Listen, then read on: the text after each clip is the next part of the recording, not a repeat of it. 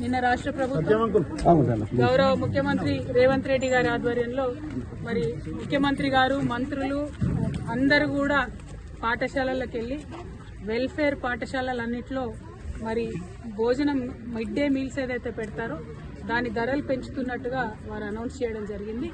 మేము స్వాగతిస్తూ ఉన్నాం. బీఆర్ఎస్ పార్టీ చేసినటువంటి గురుకుల బాట లాంటి కార్యక్రమాలను మరి మేము హైలైట్ చేసినటువంటి అంశాలను గవర్నమెంట్ పరిగణలోకి తీసుకొని ఈ చర్యలు తీసుకుందని మేము భావిస్తూ ఉన్నాం, దాన్ని స్వాగతిస్తూ ఉన్నాం. ఇట్లానే పెద్ద ఎత్తున ప్రతి అంశం మీద కూడా బీఆర్ఎస్ పార్టీ తరఫున ఉద్యమిస్తామని కూడా ఈ సందర్భంగా తెలియజేస్తూ ఉన్నాం. మరి జరుగుతున్నటువంటి ఈ మొత్తం గురుకులాల్లో మార్పుల్లో కస్తూర్బా పాఠశాలలు లేకపోవడం బాధాకరం. మొత్తం తెలంగాణ వ్యాప్తంగా 472 కస్తూర్బా పాఠశాలలు ఉన్నాయి. పెద్ద సంఖ్యలో విద్యార్థులు ఉన్నారు.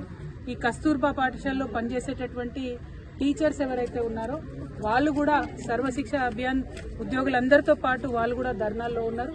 ఈ సర్వశిక్ష అభియాన్ ఉద్యోగులందరినీ కూడా మరి రెగ్యులరైజ్ చేస్తామని కూడా రేవంత్ రెడ్డి గారు ఇదివరకు చెప్పడం జరిగింది. మరి అధ్యాపకులందరినీ కూడా రెగ్యులరైజ్ చేయాలని చెప్పి మేము డిమాండ్ చేస్తూ ఉన్నాం. అట్లనే పెంచినటువంటి డయట్ ఛార్జెస్ అన్నీ కూడా కస్తూర్బా పాఠశాల విద్యార్థులందరూ కూడా అప్లై అయ్యే విధంగా గవర్నమెంట్ తక్షణమే జీవోను సవరించాలి. ఎందుకంటే ఇక్కడ చదువుకునే ఆడపిల్లలందరూ కూడా జనరల్గా హంబుల్ బ్యాక్గ్రౌండ్స్ నుంచి వచ్చిన వాళ్ళే ఉంటారు కాబట్టి, గ్రామీణ వాతావరణం నుంచి వచ్చిన పిల్లలు ఉంటారు కాబట్టి వారి మీద ప్రత్యేక శ్రద్ధ పెట్టి ఆడబిడ్డల మీద అనీమియా లాంటివి రాకుండా మంచి పౌష్టికాహారం ఇవ్వాలని చెప్పి కూడా ఈ సందర్భంగా డిమాండ్ చేస్తూ ఉన్నాము.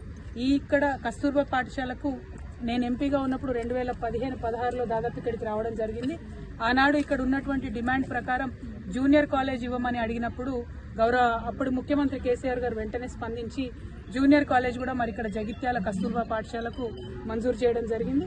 అది కూడా ఇమీడియట్గా స్టార్ట్ అవుతుందని కూడా చెప్తా ఉన్నారు ఇంకొక క్యాంపస్లో. సో ఇక్కడ మంచి మేనేజ్మెంట్ ఉంది, చక్కగా జరుగుతున్నది. దీన్ని ఇట్లానే కొనసాగించాలి. కేసీఆర్ గారు ఏ లక్ష్యంతో అయితే గురుకుల పాఠశాలలు పెట్టారో ఆ లక్ష్యాన్ని దెబ్బతీసే విధంగా ఈ ప్రభుత్వం వ్యవహరించింది. దానికి ప్రతిచర్యగా బీఆర్ఎస్ పార్టీ ఉద్యమించి మళ్ళీ అది సవరించుకునే ప్రయత్నం ప్రభుత్వం చేస్తున్నందుకు మేము స్వాగతిస్తూ మరి అట్లానే సవరించుకొని పిల్లల డైట్ విషయంలో ఎట్టి పరిస్థితుల్లో కాంప్రమైజ్ కాకూడదని గవర్నమెంట్ ని డిమాండ్ చేస్తా ఉన్నాం. Thank you. జై తెలంగాణ. హిట్ టీవీ యాప్ ని డౌన్లోడ్ చేసుకోండి. ఇందులో short news, live news, entertainment movies అన్ని అవైలబుల్ గా ఉన్నాయి. Please download hit TV app. Hit TV app ని ఫ్రీగా డౌన్లోడ్ చేసుకోండి.